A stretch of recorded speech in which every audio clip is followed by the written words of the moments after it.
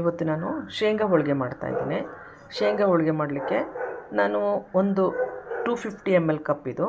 ಈ ಕಪ್ಪಿಂದ ಒಂದು 3 ಕಪ್ಪಷ್ಟು ಶೇಂಗಾವನ್ನು ಚೆನ್ನಾಗಿ ಹುರ್ಕೊಳ್ತಾ ಇದ್ದೀನಿ ಓವೆನಲ್ಲಿ ಇಟ್ಬಿಟ್ಟು.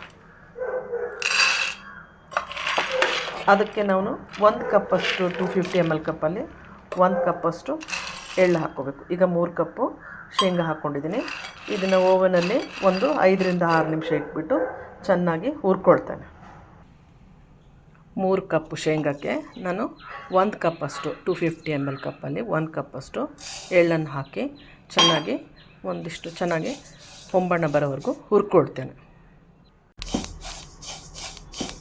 ಇದು ಎಳ್ಳು ಆಗಿದೆ. ನಾನು ಸ್ಟವ್ ಆಫ್ ಮಾಡಿ ಇದನ್ನು ಎಳ್ಳನ್ನು ತಕ್ಕೊಳ್ತೇನೆ. ಈಗ ಎಳ್ಳು ಚಟ ಚಟ ಸಿಡಿತಾ ಇದೆ, ಆಗಿದೆ. ಈಗ ಸ್ಟವ್ ಆಫ್ ಮಾಡಿ ತಣ್ಣಗಾಗ್ಲಿಕ್ಕೆ ಇಟ್ಕೋಬೇಕು. ಈ ಥರ ತಟ್ಟೆಗೆ ಹಾಕಿ ತಣ್ಣಗಾಗಲಿಕ್ಕೆ ಬಿಡಬೇಕು ಸ್ವಲ್ಪ ಹೊತ್ತು. ಮೈದಾ ಹಿಟ್ಟನ್ನು 2.25 ಕಪ್ಪು ಅಂದರೆ 2.25 ಅಥವಾ 2.25 ಕಪ್ಪಷ್ಟು ಹಾಕ್ಕೊಂಡು ನೀರು ಹಾಕಿ ಕಲಿಸ್ಕೋಬೇಕು. 2.25 ಹಾಕ್ಕೊಂಡಿದ್ದೀನಿ ನಾನು. ಈ ಹದದಲ್ಲಿ ಹಿಟ್ಟನ್ನು ಕಲಿಸ್ಕೋಬೇಕು. ಚಪಾತಿ ಹಿಟ್ಟಿನ ಥರ ಕಲಿಸ್ಕೊಂಡ್ಬಿಟ್ಟು ಒಂದು ಬಟ್ಟೆಯನ್ನು ಹಾಕ್ಬಿಟ್ಟು ಅದನ್ನು ಈ ಥರ ಮುಚ್ಚಿ ಇಟ್ಕೋಬೇಕು. ಬಟ್ಟೆ ಹಾಕ್ಬಿಟ್ಟು ಒಂದು ಅರ್ಧ ಗಂಟೆ ಇಟ್ಕೋಬೇಕು. ಒಂದು 1/4 ಭಾಗದಷ್ಟು ಜಾಕಾಯಿ, ಒಂದು 10 ಲವಂಗ, ಒಂದು 10 ಏಲಕ್ಕಿ ಇವುಗಳನ್ನ ಸಹಿತ ಕುಟ್ಬಿಟ್ಟು ಪುಡಿ ಮಾಡ್ಕೊಳ್ಬೇಕು. ಈಗ ಇದು ಶೇಂಗಾ ಹುರ್ಕೊಂಡಾಗಿದೆ. ನಂತರ ನಾನು ಇದು 2 ಕಪ್ ಬೆಲ್ಲ ಹಾಕ್ಕೊಂಡಿದ್ದೀನಿ 250 ml ಕಪ್ಪಿಂದ. ಈಗ ಒಂದು ಸ್ವಲ್ಪ ಕಡಿಮೆ ಹಾಕ್ಕೊಂಡಿದ್ದೀನಿ 3ನೇ ಕಪ್ಪು. ಸೊ ಇದು 3 ಕಪ್ ಶೇಂಗಾ ಇದೆ, 1 ಕಪ್ ಎಳ್ಳು ಮತ್ತು ಒಂದು 2.25 ಕಪ್ಪಷ್ಟು ಬೆಲ್ಲ ಹಾಕ್ಕೊಂಡಿದ್ದೀನಿ. ಈ ಎಲ್ಲ ದಿನಸುಗಳನ್ನ ಚೆನ್ನಾಗಿ ಮಿಕ್ಸಿ ಮಾಡ್ಕೊಂಡು 3 ಕಪ್ ಶೇಂಗಾ ಮತ್ತು 2.25 ಕಪ್ಪಷ್ಟು ಬೆಲ್ಲ ಹಾಕ್ಕೊಂಡಿದ್ದೀನಿ, 1 ಕಪ್ ಎಳ್ಳು, ಈ ಮೂರನ್ನು ಚೆನ್ನಾಗಿ ಮಿಕ್ಸಿ ಮಾಡ್ಕೋಬೇಕು. ಇದು ಎಳ್ಳು ಮಿಕ್ಸಿ ಮಾಡಿಟ್ಕೊಂಥದ್ದು, ಇದು ಶೇಂಗಾ ಮಿಕ್ಸಿ ಮಾಡಿರ್ತಕ್ಕಂಥದ್ದು, ಇದು ಏಲಕ್ಕಿ ಮತ್ತು ಲವಂಗ ಜಾಕಾಯಿ ಮಿಕ್ಸಿ ಮಾಡಿರ್ತಾರೆ. ಇವೆಲ್ಲವರೊಟ್ಟಿಗೆ ಬೆಲ್ಲ ಮಿಕ್ಸಿ ಮಾಡ್ಕೋಬೇಕು. ಈ ಥರ ಎಲ್ಲ ದಿನಸುಗಳನ್ನ ಮಿಕ್ಸ್ ಮಾಡ್ಕೊಳ್ಬೇಕು. ಈಗ ಎಲ್ಲ ಮಿಕ್ಸಿ ಮಾಡ್ಕೊಂಡಿರೋದಕ್ಕೆ ನಾವು ಒಂದು 60 ml ಕಪ್ಪಲ್ಲಿ ಸ್ವಲ್ಪ ಬಿಸಿನೀರು ಅಂದರೆ ಕಾದಿರೋ ಕುದಿಯೋ ನೀರು ಹಾಕಿ ಕಲಿಸ್ಕೋಬೇಕು.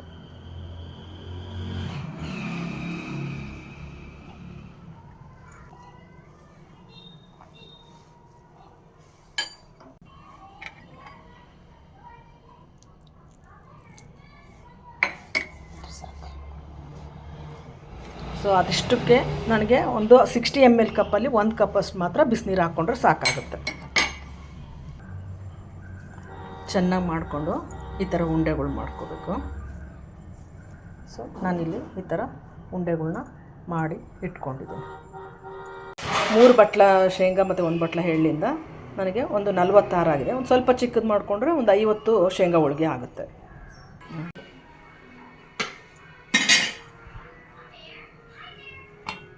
ಈ ಥರ ಸ್ಟಫಿಂಗ್ ಮಾಡ್ಕೋಬೇಕು, ಅದರಲ್ಲಿ ತುಂಬ್ಕೋಬೇಕು. ತುಂಬ್ಕೊಂಡ್ಬಿಟ್ಟು ಹಿಟ್ಟು ಹಚ್ಚಿ ಉದ್ದಬೇಕು, ಎಣ್ಣೆ ಹಚ್ಚಿ ಉದ್ದದೇನು ಬೇಕಿಲ್ಲ.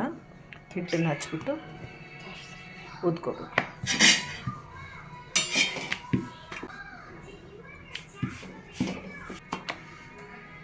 ಈ ಥರ ಇಷ್ಟು ಸೈಜ್ ಉದ್ಕೊಂಡ್ರೆ ಸಾಕಾಗುತ್ತೆ. ಈಗ ಇದು ತವ ಮೇಲೆ ಹಾಕಿದ್ದೇನೆ, ಸಾಕು. ಇದು ಆಗಿದೆ. ಒಂದು ಆದ ತಕ್ಷಣ ಈ ಥರ ಒಂದು ಬಟ್ಟೆ ತೊಗೊಂಡು ಒರೆಸ್ಕೊಂಡು ಮತ್ತು ಇನ್ನೊಂದು ಹಾಕ್ಕೋಬೇಕು.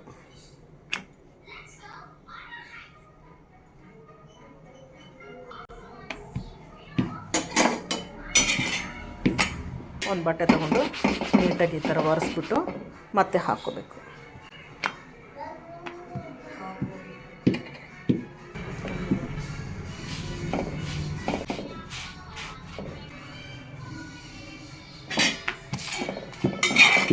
ಶೇಂಗಾ ಹೋಳಿಗೆ ರೆಡಿಯಾಗಿದೆ. ಹೋಳಿಗೆ ರೆಡಿಯಾಗಿದೆ.